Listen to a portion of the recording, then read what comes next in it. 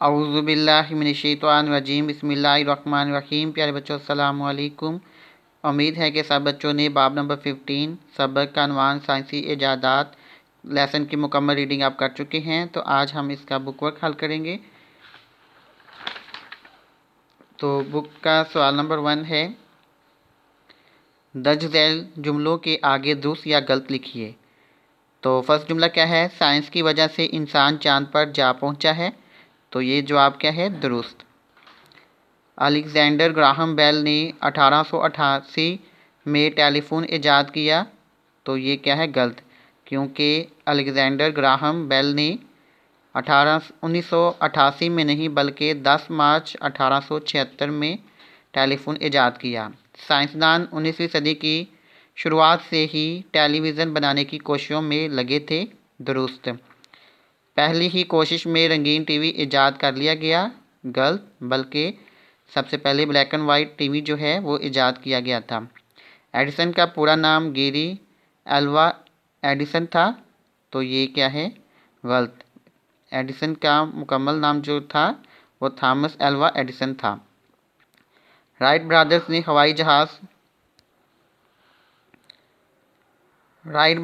हवाई जहाज़ ईजाद किया। दुरुस्त। तो नेक्स्ट क्वेश्चन है, दर्ज झैल ईजादात के नीचे उनके मुजद्दीन के नाम लिखिए। यानी उनके ईजाद करने वालों के नाम लिखने हैं आपने। तो ये क्या है, television John Logie Baird, telephone Alexander Graham Bell, bulb Thomas Alva Edison, हवाई जहाज़ राइट ब्रदर्स यानी विल्बर राइट और आरोल राइट ने। खुलासा निगारी। तो जब इबारत को मुख्तसर करके इस तरह लिखा जाए कि उसका असल मफहूम बरकरार रहे तो उसे खुलासा कहते हैं। यानी किसी भी इबारत को मुख्तसर करके इस तरह लिखा जाए कि उसका असल मफहूम बरकरार रहे तो उसे खुलासा कहते हैं। खुलासा तहरीर करते हुए ख्याल रखना चाहिए कि खुलासा असल इबारत का एक तिहाई हो। यानी अगर एक चीज़ के 4 हिस्से किए जाएँ तो उसका एक हिस्सा जो है वो हो, एक हिस्सा एक तिहाई हो और इसमें गैर ज़रूरी बातों से एहतराज़ करते हुए सादा अल्फाज में तहरीर किया जाए। इस सबक का खुलासा तहरीर कीजिए। तो सब बच्चों ने इसको डू होमवर्क यानी होमवर्क की सूरत में आपने इसका मुझसे जो है वो खुलासा तहरीर करना है। उसके बाद नेक्स्ट पेज पे आएँ। तो अपने इर्द गिर्द नज़र दौड़ाइए और छोटी छोटी मगर मुफीद ईजादात के नामों की फहरिस्त बनाइए और उनसे पहुंचने वाले फ़वाइद भी लिखिए। मसलन पेंसिल, कागज़, नाखून तराश और कंघी वगैरह। फहरिस्त को जमायत में लगाइए। तो सब बच्चे एक चार्ट पेपर बनाएं, उसके ऊपर इनके नाम लिखें और आगे जो हैं इनसे क्या क्या फ़वाइद हमें हासिल होते हैं वो भी आपने लिखना है। टेलीविज़न के फ़ायदे और नुकसानात पर एक मज़मून लिखिए। तो सब बच्चों ने कम अज़ कम जो है वो 5-5 लाइनें लिखनी है। टेलीविज़न के फ़ायदे पर 5 लाइनें और नुकसानात पर 5 लाइन जो है वो आपने लिख कर लानी है होमवर्क की सूरत में नीट कॉपी पर। ज़हीरा अल्फाज और कवायद, दर्ज झैल जुमलों में हदकशीदा अल्फाज के मुतरादिफ लिख कर ज़रूरी तब्दीलियों के साथ जुमले दोबारा तहरीर कीजिए। तो ये किसकी ऐनक है, ऐनक का मुतरादिफ क्या है, चश्मा। तो आप इसको दोबारा लिखें जुमले को, ये किसका चश्मा है। मेरा घर मस्जिद के करीब है, मस्जिद के नज़दीक। गुस्से में आकर नवीद ने छोटे भाई को डांट दिया, झिड़क दिया।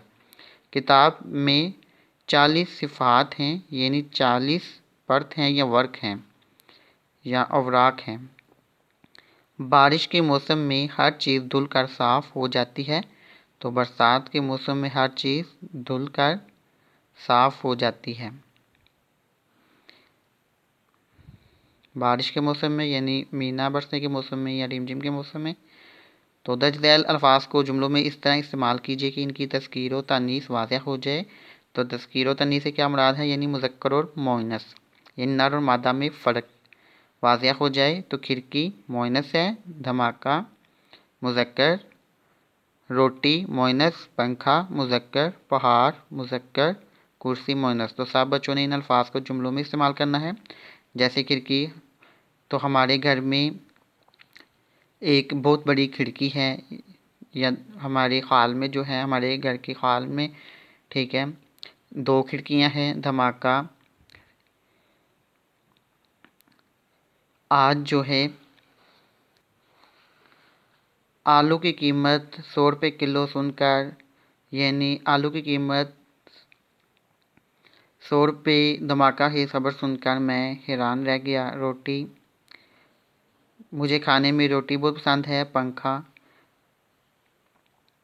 पंखे के 3 पर होते हैं। पहाड़, मुझे पहाड़ी इलाके की सैर करना अच्छा लगता है। कुर्सी, मेरे पास एक कुर्सी और एक मेज़ है। इसके बाद नेक्स्ट है, बच्चों वो इलामती हरूफ या अल्फाज जो किसी दूसरे लफ्ज़ के बाद आकर नया लफ्ज़ बना देते हैं, लाहके कहलाते हैं। यानी आप आज लाहके के बारे में पढ़ेंगे।